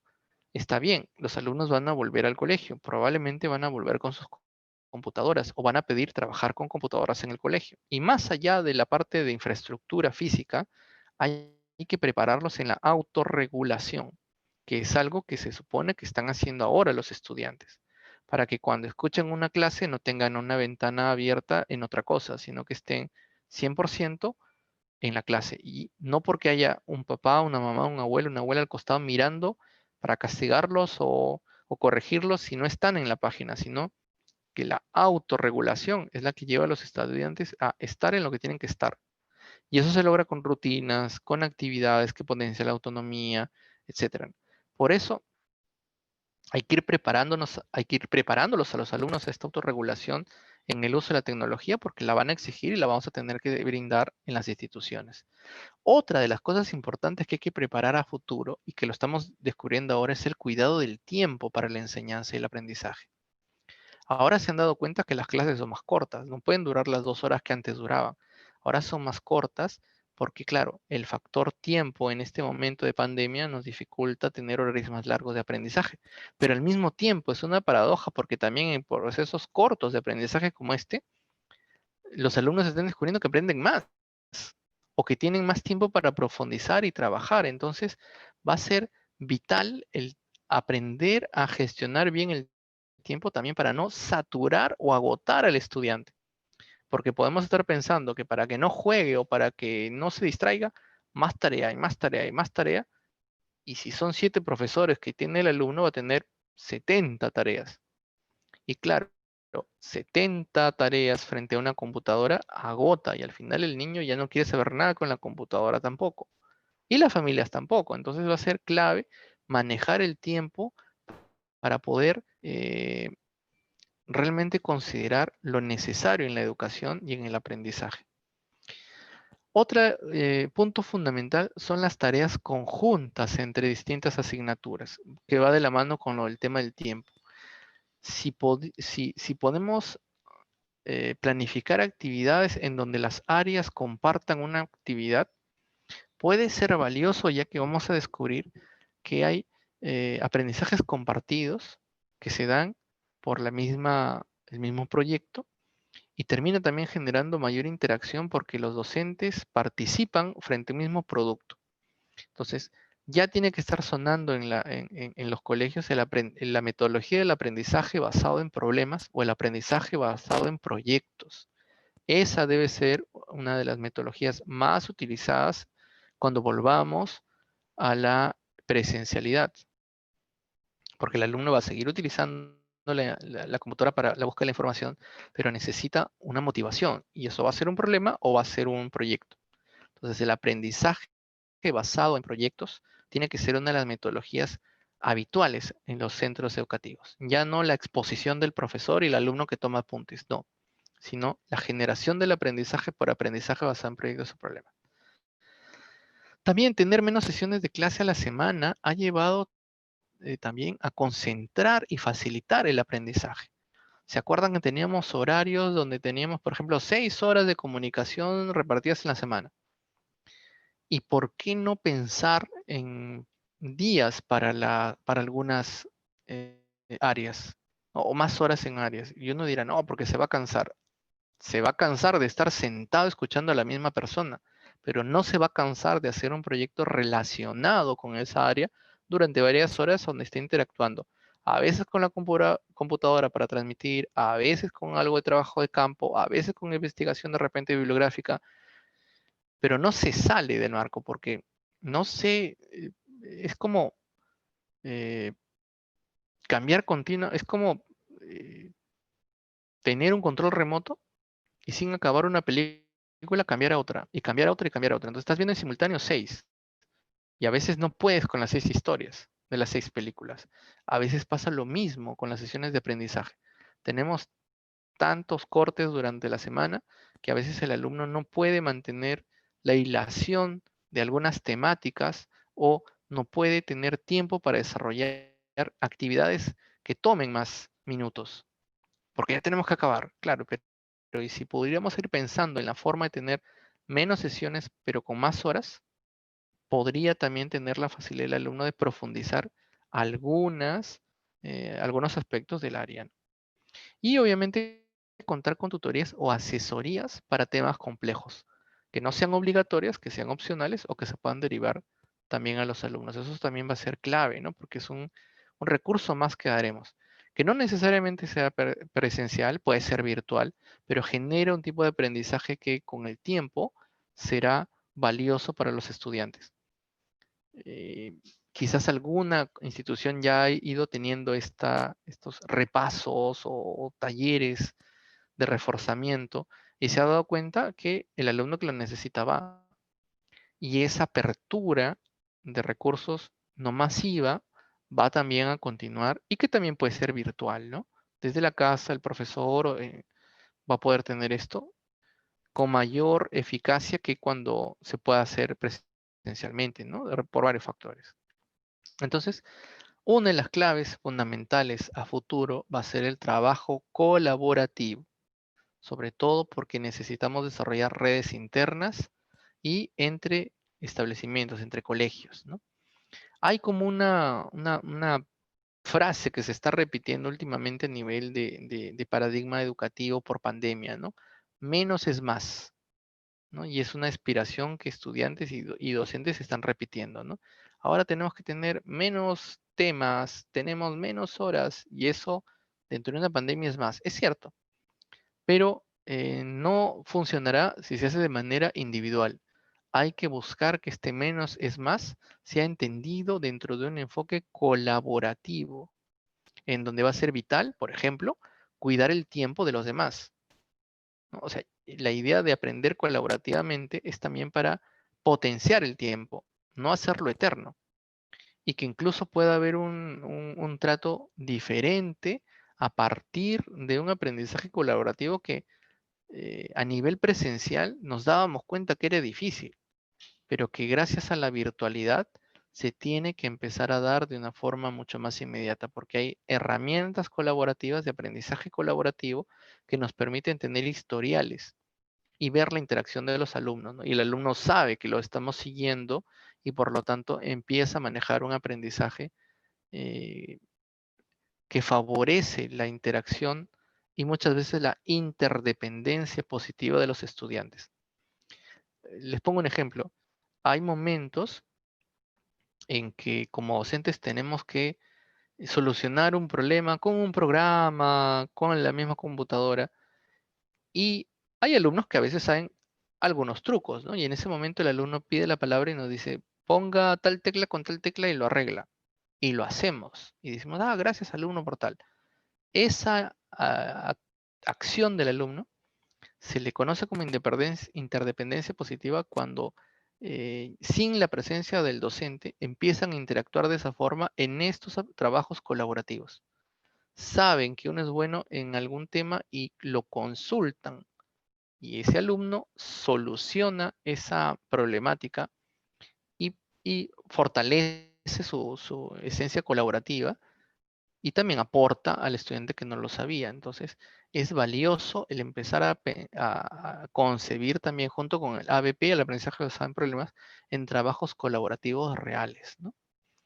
Porque no solamente es compartir recursos, o sea, el aprendizaje colaborativo no es solamente el compartir esos recursos, sino generar esas oportunidades para un trabajo de reflexión, en donde podamos tener de parte de los alumnos un pensamiento crítico mucho más eh, elevado que simplemente una repetición de contenidos. La búsqueda de un aprendizaje eh, colaborativo también nos tiene que llevar a que el estudiante desarrolle un pensamiento crítico que poquito a poquito consiga nuevos horizontes en el aprendizaje. Que el alumno no busque simplemente memorizar para repetir una prueba y creer él, sus padres, el colegio o el profesor que sabe, sino que ante un contexto que la vida le ponga, como por ejemplo esta pandemia, sabe cómo responder críticamente y no se contagia, cuida a su familia, cuida su salud, etcétera, etcétera, etcétera. Entonces, un aprendizaje orientado a un pensamiento crítico tendría que llevar a que como humanidad o como sociedad logremos salir adelante ante situaciones como esta, por ejemplo, ¿no? Sin cometer los mismos errores o sin ser reunidos. Por eso, una recomendación para que pueda ser efectivo este trabajo colaborativo es siempre contar con una estructura clara y predecible, metas definidas, que los equipos de trabajo no sean mayores de 4 alumnos, 3 o 4 alumnos, donde cada alumno tenga un rol y donde cada etapa tenga una tarea particular, reunir información, organizar la información, planificar la solución, eh, la primera versión, el prototipo, eh, el testeo del prototipo, los cambios que se puedan dar o los ajustes, etcétera, etcétera, hasta tener de repente el producto final o la solución final, ¿no? Y en todo eso es clave el rol que puedan hacer. Por eso es que yo recuerdo que al inicio de este año y el año anterior trabajamos mucho con la editorial SM el trabajo colaborativo, ¿no? Y SM cuenta con un experto, Elizabeth les va a recordar, el nombre ahorita se me fue, español, que ha trabajado mucho esto este verano, el trabajo colaborativo. De repente alguno de ustedes estuvo presente, ¿no? y Peruano, es mencionaba, peruano y vive en España. peruana viviendo en España. Francisco Sariqué. Sariqué, correcto, Francisco Sariqué, gracias Elizabeth. Y él tiene muchas, muchas experiencias de trabajo colaborativo y es importantísimo aprenderlo porque hacia eso camina el aprendizaje a futuro. Repito, no es que es imposible, el alumno no va a esperar a un profesor o profesora al frente repitiendo una sesión de clase de manera expositiva. Está bien, puede ser una exposición muy buena, pero el alumno ya aprendió que puede construir aprendizajes con una computadora en otros contextos. Entonces va a sentir que falta algo. Y esa interacción que se puede tener, pero de forma colaborativa, regula esa posibilidad de que el alumno piense en la computadora como una herramienta de juego. Porque cada integrante tiene un rol. Habrá un líder, habrá un secretario, habrá un encargado de materiales, habrá un encargado de comunicar los resultados. Entonces, en ese rol, ninguno está en el rol de juega cuando nadie te vea. Todos están metidos en su rol. Por eso es que funciona un trabajo colaborativo. Y porque tiene una estructura clara, metas definidas, etapas, etc. Entonces, eh, estén muy atentos porque obviamente SM continuará con este especialista, con Francisco Sariqué, para que ustedes puedan seguir conociendo más del trabajo colaborativo que va a ser fundamental cuando regresemos a las aulas. Y dentro de esto, el monitorear eh, es algo que marcará la característica importante en esta educación remota. Muchas actividades de enseñanza y aprendizaje se han desacelerado porque es fundamental el considerar los ritmos y los procesos y obviamente las propias dinámicas de cada una de las clases. Y puede ser que algunas familias o algunos alumnos sientan un riesgo de inequidad en las evaluaciones. Pueden pensar que yo hice más, el alumno no hizo mucho, y por qué él tiene igual que yo, tiene A, yo tengo A, y por qué. Y esa inequidad es asociada o puede ser considerada también como inseguridad. Y como dijimos, hay que disminuir los niveles de inseguridad porque generan estrés. Por eso es clave, si lo ven más abajito, la importancia de acciones de anticipación y de retroalimentación constante. Una de las labores de los docentes en un aprendizaje por competencias es mantener una constante retroalimentación. Por eso que se le llama el antídoto de la retroalimentación para el aprendizaje. No hay nada que, o si lo quieres, el remedio, la cura, la medicina, que ayuda ahora al aprendizaje es la retroalimentación, que se da a nivel de profesores con estudiantes o a nivel de estudiantes entre sí. Entonces, una evaluación formativa, que es ahora una de las que antes de la pandemia ya se insistía mucho y ahora en la pandemia se tiene que dar y post pandemia también se va a dar una evaluación formativa, incorpora no solamente materiales, sino también una retroalimentación por parte del docente para saber cómo va y en qué está.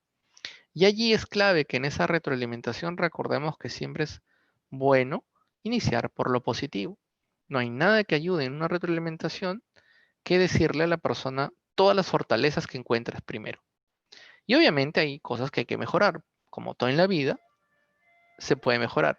Y por eso, luego de lo positivo, viene aquellas cosas por mejorar. No se dice lo negativo, podemos decir cosas para mejorar.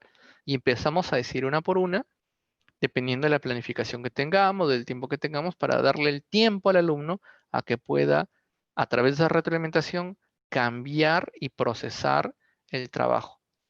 Vengo trabajando un aprendizaje por competencias desde hace muchos años. La retroalimentación es casi algo cotidiano en mi clase y los alumnos lo valoran bastante, ¿no? Porque escuchan sus fortalezas, escuchan sus dificultades y la ventaja de la educación digital es que retroalimento en pantalla y todos los alumnos ven cómo retroalimento y qué retroalimento a otros alumnos y por ahí ellos van coaprendiendo y van anticipándose porque comparan, transfieren y aplican lo que están aprendiendo de otros, de la retroalimentación de otros. He mencionado una serie de competencias, obviamente cognitivas, que muchos de ustedes las tienen en sus planificaciones anuales y bimestrales, pero que ahora más que nunca se vuelven vitales en el tipo de trabajo que tenemos, ¿no?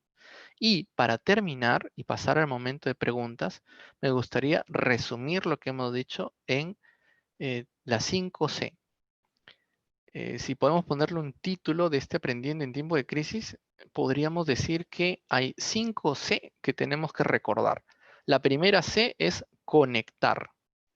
No estamos hablando solo de la conexión digital, sino de la conexión de personas. Es importante en este momento de crisis conectarnos como personas, de persona a persona, no solo de director a profesor o de profesor a alumno, sino de persona a persona, de Percy con Elizabeth, de Elizabeth con Percy. Es importante conectarnos como personas porque nos necesitamos para trabajar la parte emocional, la contención emocional, etc. La segunda C es colaborar. No podemos salir adelante de esta crisis si no colaboramos entre todos. Por eso el director, el directivo, el coordinador no lo tiene que hacer todo, ni tiene que ser un director de orquesta. Tiene que remangarse las mangas para poder participar junto con los profesores en algunas iniciativas, proyectos o trabajos que en este caso son muchas veces digitales, ¿no? La tercera C es contener, porque las crisis siempre tienen efectos que son emocionales y que luego se transforman en efectos físicos.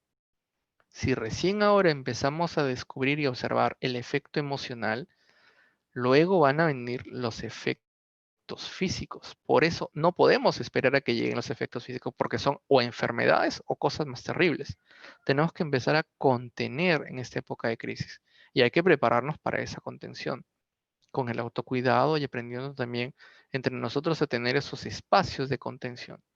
Por eso felicito a todos los colegios que tienen esos espacios de oración, de reflexión entre familias, para rezar el ángelus, el rosario, tener una misa, y conectados ponen cada familia sus intenciones, y la persona lee las intenciones y eleva las oraciones por esas personas. No saben lo bien que ayuda muchísimo a tener esa contención, esos espacios de oración. O reuniones donde se puede compartir algunas ideas, pero claro, no en grandes asambleas, porque es difícil contener a una persona delante de otras 160, sino de tener esos espacios cortos para hacer esa contención. La cuarta C es capacitar. La epidemia nos ha revelado la punta de un iceberg, pero todavía hay más abajo y entonces nuestra capacitación tiene que continuar. Recién estamos entendiendo la importancia de una educación digital, pero hay muchas cosas para aprender. El e-learning, el b-learning son eh, expresiones que reflejan una forma de trabajo y de aprendizaje que tenemos que incluirlos en nuestra práctica docente, ¿no? Porque como les digo, la realidad va a ser diferente cuando volvamos y tenemos que estar también capacitados para esa situación de vuelta, ¿no? Y la última es confiar. Confiar en que de una forma u otra saldremos adelante por estar conectados, por colaborar, por podernos haber acompañado, por capacitarnos, pero de transmitir esa confianza, de no perder esa esperanza, porque si a nivel personal o grupal perdemos la esperanza y empezamos a perder la confianza, muchas cosas empiezan a decaer.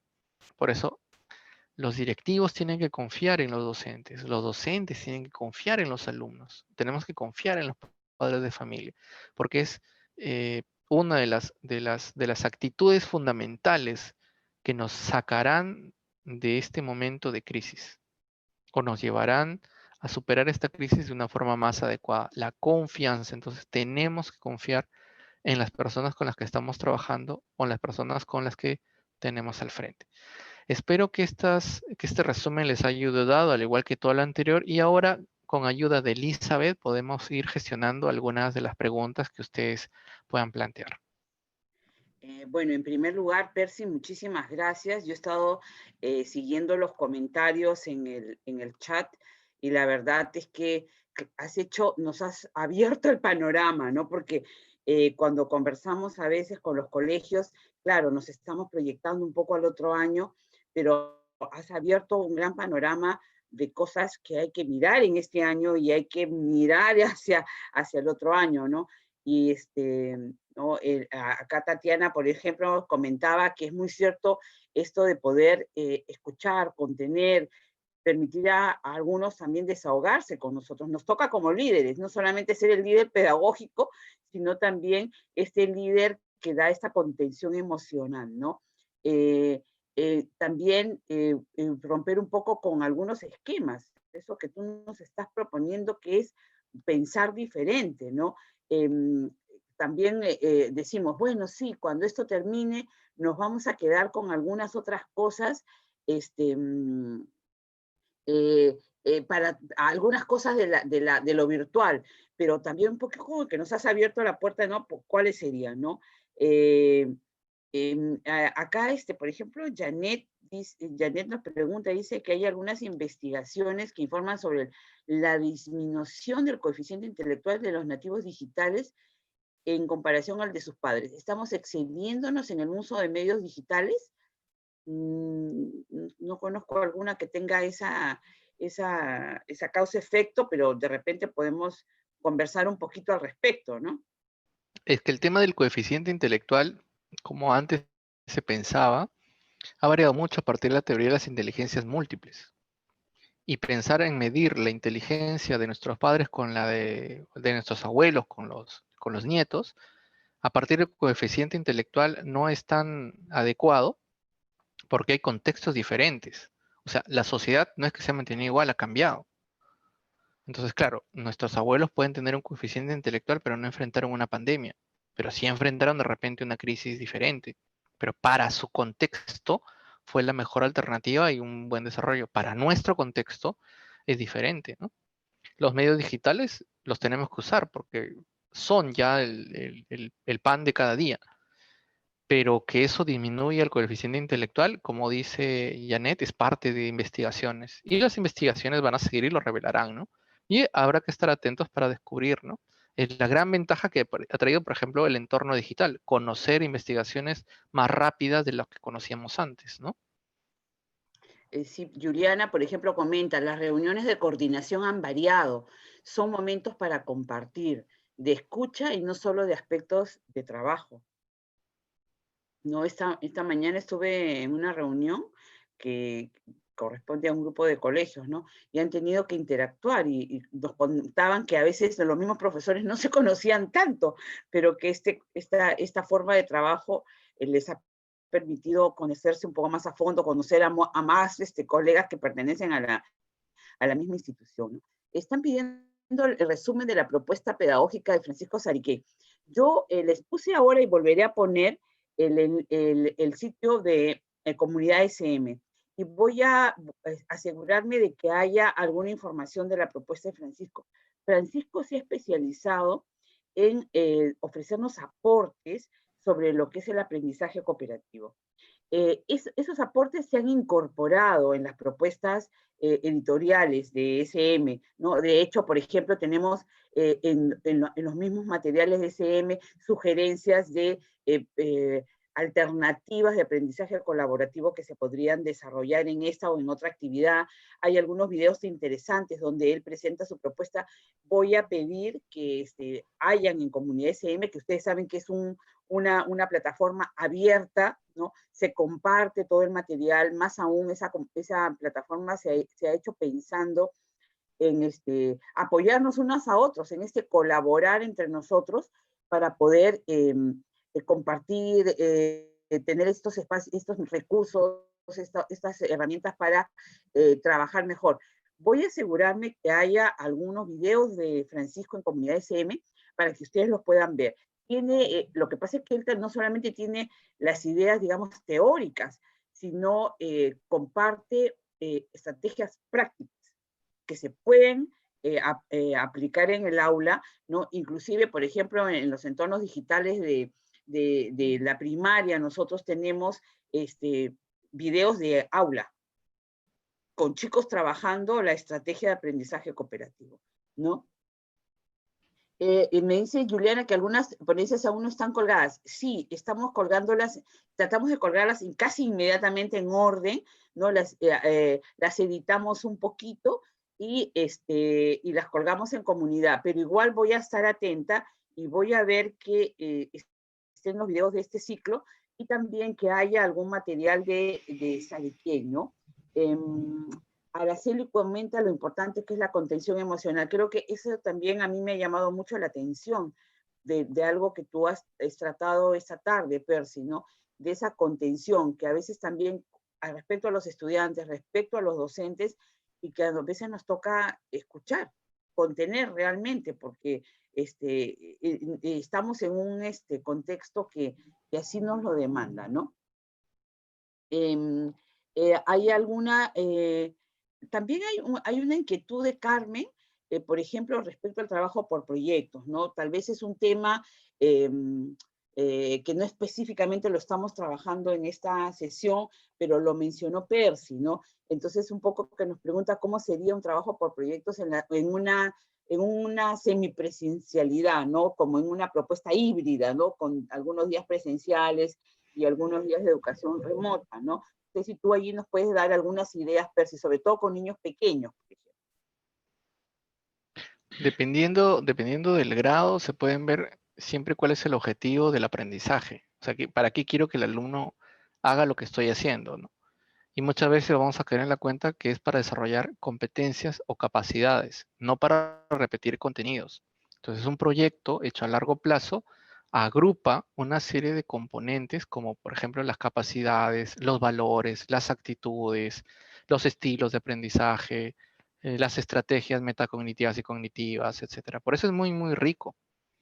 Cuando nosotros como adultos elaboramos un proyecto, ponemos en marcha una serie de estrategias y procesos también dentro de eso.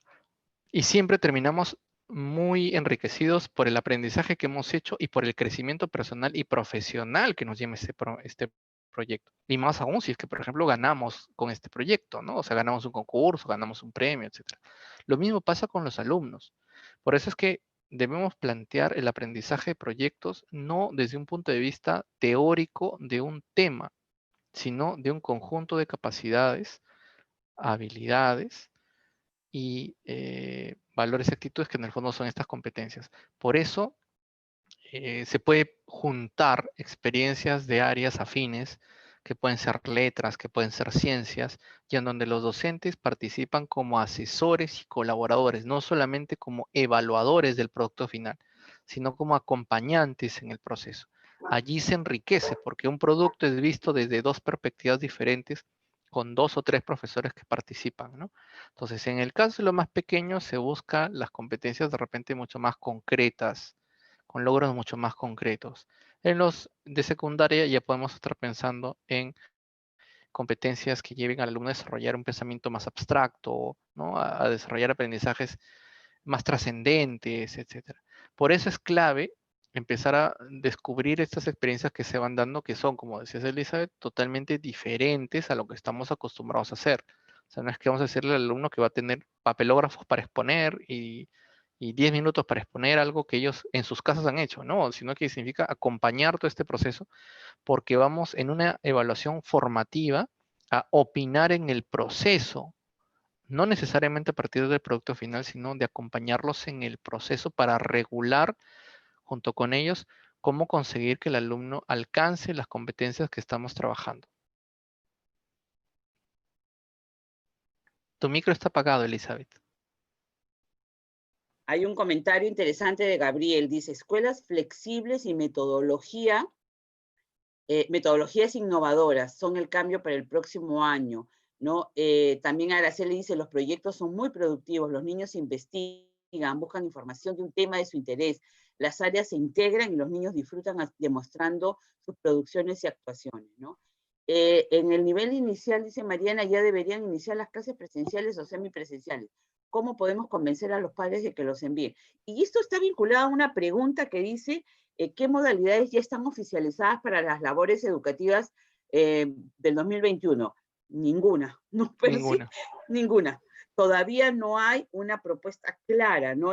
Hemos estado en estas últimas semanas escuchando un poco voces desde el ministerio, desde el sector, asociaciones educativas, ¿no? Porque el ministerio por ahí habla de la presencialidad, pero también hay que aterrizar en la realidad, ¿no? Entonces, no, a veces también tenemos que respetar la opinión de los padres, escuchar también, ¿no? Porque efectivamente, ¿qué pasa si tú decides por lo presencial y abres el colegio y se empiezan a enfermar los niños? ¿Qué ha pasado en Europa? Ha pasado en Europa. Entonces, y en Europa lo que han hecho es como un poco focalizar y todo ese salón se iba a la cuarentena, o sea, se quedaba en su casa. Entonces, hay que empezar a mirar, ¿no? Porque esto que pregunta Mariana, todavía no hay nada oficial. Se está como reflexionando, ¿no? Pero podemos reflexionar nosotros también. No hay vacuna por el momento. Hay que invertir en acondicionar los colegios, lo cual es una inversión en épocas en que estamos con bastantes dificultades a nivel presupuestos, entonces habrá que mirar, ¿no? Sobre Porque todo incluso a nivel de los espacios, Elizabeth. a nivel de los espacios, efectivamente. Nosotros seguimos, por ejemplo, sabemos una realidad en Canadá, los chicos están yendo, chicos de primaria, 3 horas, bloques de 3 horas, pero claro, están grupos de 12, 13 niños en ambientes inmensos, con separadores, ¿no? Pero todo eso es una inversión muy fuerte para los colegios, ¿no? Hay opiniones, ¿no? Por ejemplo, Gabriel dice, deberíamos regresar el 2022, ¿no? No hay que poner a los niños, dice Tatiana, ¿no? Luis Fernando pregunta, ¿cuántas horas máximo deberían estar los alumnos de secundaria frente a la pantalla? ¿No? A ver, tu opinión, Percy. En nivel cuantitativo es muy difícil el poder poner un número exacto, ¿no? porque no necesariamente responde a todas las realidades. Prefiero yo hablar más en el lado cualitativo, en el enfocar al alumno dentro de este proceso de autocuidado o de autorregulación que decíamos, de necesitar también espacios de interacción. Ahora, claro, podríamos decir a ojos cerrados, y la literatura mundial dice que no deben ser más de 5, ya, pero eso lo escribieron antes de una pandemia. Ahora en pandemia, el niño o el adolescente se relaciona con sus amigos a través de la computadora. Entonces tiene que usarla con la computadora, porque no va a salir a la calle. Acaban de decirlo, hay familias que no quieren exponer a sus hijos. Entonces no van a salir y no salen. Pero ¿cómo interactúan con sus pares? Por la computadora. Entonces inevitablemente hay en estos tiempos de pandemia, mayor demanda del tiempo de la computadora, pero no podemos decir con certeza tantas horas como mínimo, tantas horas como máximo, porque siempre depende de los contextos. Hay alumnos que tienen una muy buena interacción porque de repente en su casa viven con primos y familiares y no necesitan de esto, pero si el alumno vive solo y en su casa están dos padres que son adultos y el niño, sus amigos están fuera, ¿cómo interactúa? Y a veces por la computadora, etcétera, ¿no? Claro, y hay que ver en qué. No estoy hablando que interactúa a través de videojuegos, sino de experiencias de videollamadas, de Kahoots que organizan los chicos, hay otros juegos que ya empiezan a dejar de ser juegos de acción, a ser juegos más de trama, de pensamiento. Me llamó la atención cómo mi hijo de 12 años nos dijo en casa que él y su grupo de amigos cercanos del colegio decidieron ya desconfigurar y borrar de las computadoras un videojuego muy famoso y cambiar por otro juego, porque se sentían alterados, ¿no? Y ese nuevo videojuego, que es un juego más de realidad, de suspenso, de inferencias, no de violencia, los tiene mucho más enganchados y mucho más tranquilos, ¿no? Entonces, va a depender mucho de las características, de los contextos y de lo que nosotros como padres podemos estar observando en los estudiantes y sobre todo en los alumnos, ¿no? Pero es muy difícil decir una hora exacta para esto, ¿no? Sí, hay experiencias muy interesantes en los colegios en donde van combinando también, ¿no? Estos momentos sincrónicos en que los chicos están conectados con otros momentos en donde los chicos trabajan alguna producción, alguna elaboración, ¿no? La pueden luego compartir, conversar. Entonces, como que van alterando, no alternando momentos, ¿no? Momentos de trabajo de grupo pequeño, ¿no? El trabajo en un grupo más grande, el grupo clase. Entonces eso también resulta interesante. Hay una pregunta de Guillermo, dice, si es recomendable seguir apostando por las escuelas de padres de forma virtual y en grupos grandes, o sería mejor trabajar en conversatorios con cada familia. Depende de las experiencias de cada colegio, porque los padres son diferentes entre colegio y colegio, ¿no? O sea, la historia que han hecho los padres de familia con el colegio cambia, ¿no? Hay historias muy bonitas de mucha interacción con los padres, entonces ellos no tienen dificultad en hacer escuelas de padres muy masivas y muy buenas. Hay otros en que tienen historias un poco complicadas con los padres, ¿no? Entonces ahí podría ser interesante empezar a hacer reuniones más pequeñas, más focalizadas, ¿no? Recuerdo que cuando trabajaba en Guacho yo visitaba a mis alumnos todas las tardes, noches, ¿no? Y a las familias les sorprendía porque no era normal, nunca había pasado que el profesor visite al alumno, ¿no? Y yo lo hacía para conocer a la familia, conocer más al alumno en su entorno. Y claro, pensaban siempre, ¿qué ha hecho? Y era lo contrario, yo hablaba siempre de las cosas buenas, y era una gran sorpresa para ellos, etcétera. Entonces, me imagino que una situación similar puede ser importante también a nivel de esa contención que decíamos, ¿no? Porque finalmente las familias se abrían y hablaban y hablaban, y lo que yo programaba como una visita de media hora terminaba siendo a veces de 2 horas. Pero claro, generaba un vínculo muy interesante que después se reflejaba en el aprendizaje, ¿no? Y justo relacionando con una de las preguntas anteriores, yo creo que incluso a nivel de padres de familia nos podría estar interesando más en el colegio como en aula, en un espacio de actividad física. Podríamos estar pensando como padres, ¿no? Que a mí me gustaría que el colegio siga virtual, pero que el colegio sea un espacio donde mi hijo pueda ir a hacer la parte física que no puede hacer en casa.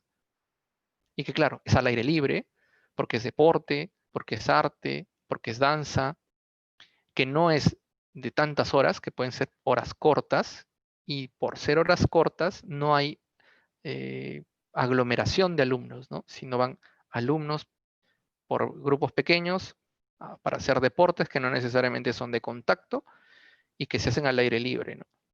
Y Ujú. entonces transformar todo eso también significa ir viendo qué alternativas podemos ir presentando, porque también los profesores van a cuidar su integridad y dirán, de repente yo no quiero volver todos los días, ¿no? Ujú, Y ujú. hay empresas, instituciones que incluso pagaban alquileres de edificios y ahora los están devolviendo porque ya todos los trabajos los hacemos desde casa. Entonces dicen, claro, ¿para qué gastamos en infraestructura si tú trabajas desde casa? Y están mandando las cosas de la oficina a las casas porque ya. Entonces, muchas de las cosas pueden ir cambiando y la idea de comentarlo no era porque ya sabemos lo que va a venir, sino porque sabemos que algo va a venir. Como yo dije, sabíamos que venía una pandemia desde diciembre. Enero, febrero, marzo la pasamos bien tranquilos pensando en que la vida va a ser normal y venía ya la pandemia, ¿no? Y no nos preparamos para la pandemia hasta que ya nos cerraron el colegio y nos quedamos un mes sin movernos, ¿no? Fue el primer shock que tuvimos. Si en algún momento se reabren y se da la autorización de volver, tenemos que convencer a las familias de que el colegio es un entorno seguro a nivel de infraestructura, a nivel de personas y a nivel también de salud mental de los que están al frente de los hijos.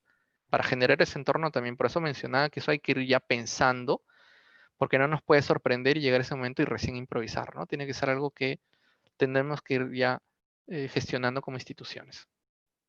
Hay una pregunta también, Percy, de Vilma. Dice, ¿qué hacer si hay un grupo de docentes que no cumple con lo técnico pedagógico? Aquí hay que preguntarnos por qué, o sea, lo que decíamos de la contención, conversar personalmente con ellos.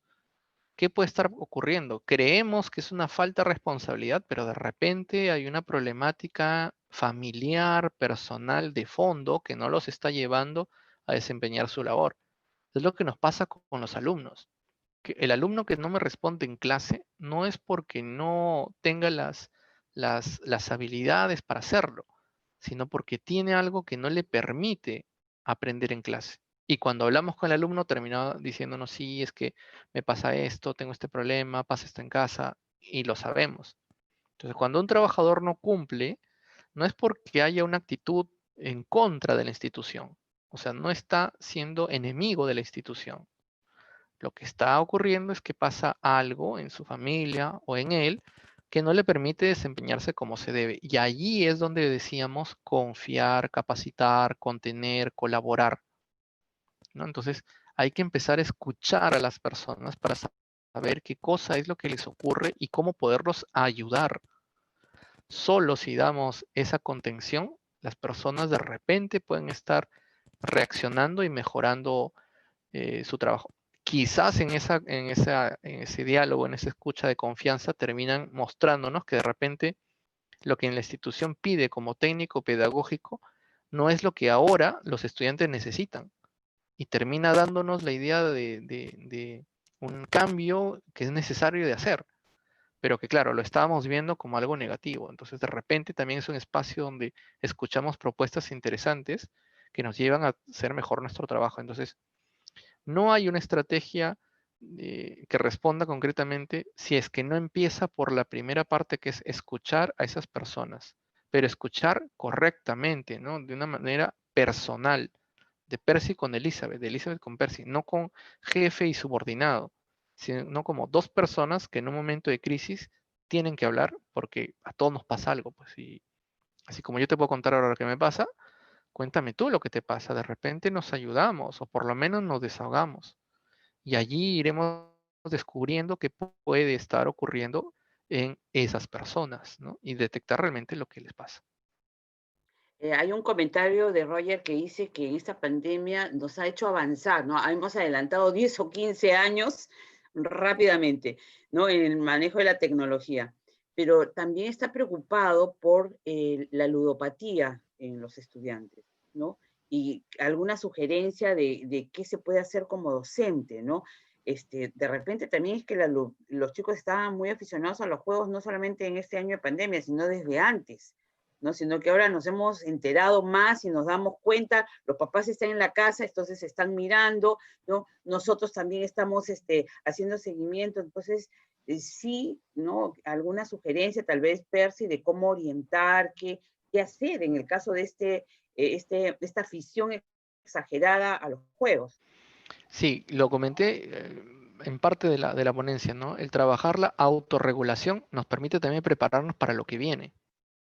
El alumno cuando regrese al colegio no va a dejar de jugar videojuegos, va a seguir jugando y pensando en el videojuego. O sea, no por volver al colegio va a dejar de jugar videojuego. Entonces, trabajar la autorregulación con rutinas, con pasos, con estructuras, hace que el estudiante también tenga un mejor balance de las acciones de su casa. Obviamente con el trabajo también de los padres, ¿no? Que por suerte si están en casa nos ayudan. Y que claro, ya, el papá no puede ser tan ingenuo de pensar que su hijo por estar frente a una computadora está estudiando, ¿no? Puede estar también jugando. Por eso es clave el trabajo de la autorregulación, no solo para el colegio, sino también para los padres de familia. Ese joven después en el trabajo también va a hacer lo mismo, ¿no? Va a jugar en lugar de trabajar, ¿no?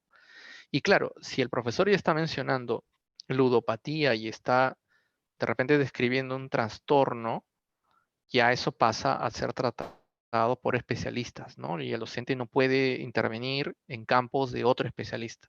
Si de verdad un alumno es diagnosticado como ludópata, tiene otro tipo de especialista que tiene un tratamiento clínico que desarrollar con ese tipo de alumno y en donde nosotros solamente podemos acompañar pero no trabajar, ¿no? Entonces sí es algo, por eso decía, la autorregulación tiene que ser uno de los principales aprendizajes que tenemos que hacer en las escuelas, más allá de los contenidos o de las cosas que podemos ver, porque en el fondo todo eso se puede aprender el próximo año o los próximos años, pero la autorregulación es algo que va a permitir el aprendizaje que después de la pandemia continuarán teniendo los estudiantes. Y bueno, hay un comentario de Rosario que todavía a algunos profesores les cuesta mucho la adaptación, ¿no? Y claro, tenemos diferentes procesos, ¿no? Y bueno, ahora también antes muchos profesores cerrábamos nuestra puerta, trabajábamos al interno de nuestra aula, ahora tenemos a los estudiantes, a las familias, también opinan, intervienen, contestan en vez de los niños. Entonces, es verdad, a veces cuesta esa adaptación, ¿no? Sí, pero no hay marcha atrás. Como todo en la vida, sigue su ritmo, sigue sus procesos, no retrocede. Y por lo tanto, la persona que no se adapta, lo único que hace es negar una realidad, ¿no? Y es absurdo como negar que existe una pandemia, ¿no? Entonces es clave también a nivel de alumnos y grupos de personas trabajar en esto de la adaptación al cambio, que no significa negar al cambio o luchar contra el cambio, sino cómo poder aprenderlo. Y los seres humanos somos seres que nos adaptamos a los cambios. Ya lo hemos hecho y lo hemos demostrado en esta pandemia, ¿no? Hay algunos que no lo hacen porque les cuesta un poco más, pero en el fondo somos seres que estamos siempre en permanente adaptación al cambio, ¿no? Hay una pregunta de Irma, dice si es recomendable trabajar con libros en estos tiempos. Ya, yo contestaré un pedacito, Percy, ya después tú contestas. A ver, los libros, tanto físicos como digitales, son referentes. El profesor siempre tiene la oportunidad de recrear, proponer, planificar, pero por lo menos lo que nos ha tocado ver, el libro te sirve como referencia también, sobre todo en niños muy pequeños, te ordena a la familia, qué hiciste, qué estás haciendo ahora, qué te toca después. Entonces, lo que hemos visto, al menos y nos han compartido muchos colegios, es que contar con los libros, y que ahora los tenemos en su versión digital, en su versión física, les ha servido para ayudar en esa organización del trabajo, ¿no? De los procesos de enseñanza-aprendizaje. Esa es la experiencia que hasta el momento tenemos. Yo iría por el punto, por el lado de cuántas horas invertirían los docentes planificando sus clases si no contaran con el apoyo de los libros. ¿Les alcanzaría el tiempo para vivir? Sería muy complicado, porque los libros nos generan, como dice Elizabeth, la planificación de las actividades, pero también los ejercicios para las actividades, las sugerencias para las actividades. Entonces, quizás la idea es que la presentación física puede ser algo que sustituye y cambie, pero igual la experiencia de tener un libro en la mano es diferente a la experiencia digital, porque sabemos que lo digital aguanta un montón, pero en el libro es una experiencia totalmente diferente, ¿no? Y claro, quienes están habituados a la lectura siempre prefieren 1000 veces la lectura en libros que en la lectura digital, ¿no? ¿Por qué? Porque es otro contexto, es otra, es diferente, es como comer en una mesa y en un entorno de cocina que comer en la mano y caminando, ¿no? No es lo mismo, no se disfruta igual. Entonces, para determinadas situaciones, los libros siguen en su versión impresa siendo fundamentales, indispensables. Yo no puedo regalarle a una persona un libro digital y sentir que esa persona me lo va a agradecer. Pero a ver, regálale un libro que tanto quería en su versión impresa con una dedicatoria, eso no tiene precio, ¿no? Porque lo tienes, porque te recuerda, porque lo lees, porque es diferente, es totalmente diferente, ¿no?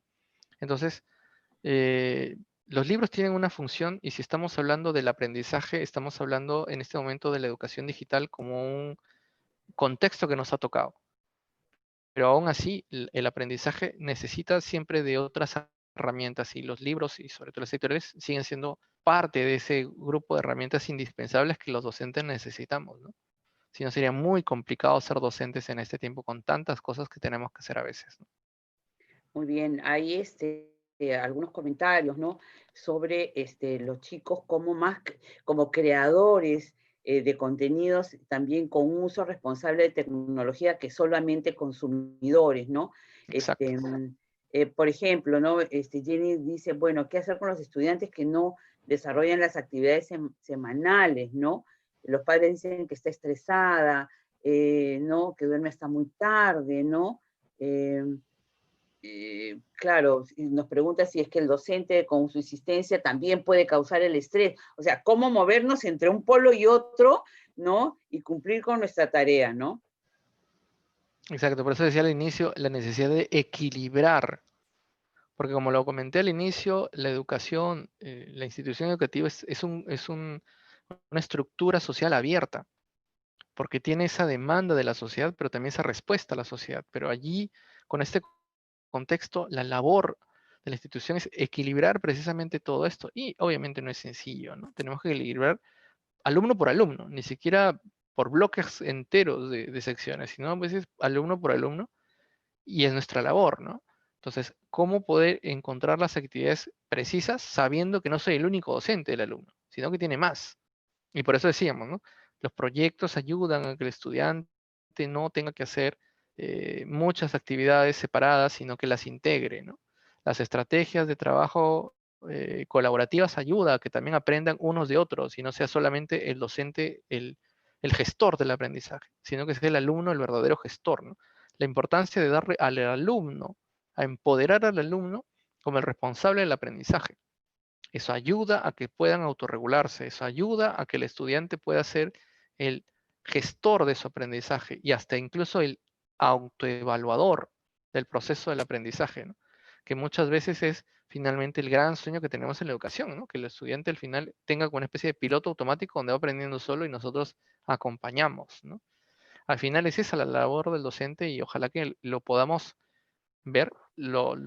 Tenemos experiencias, todos los docentes tenemos de 1 o 2 alumnos por grupo que lo logran hacer, pero el sueño sería que sea al revés, ¿no? Que sean la gran mayoría de alumnos que lo hacen así y solo acompañamos a 2 o 3 que son los que necesitan en ese momento de nosotros, ¿no?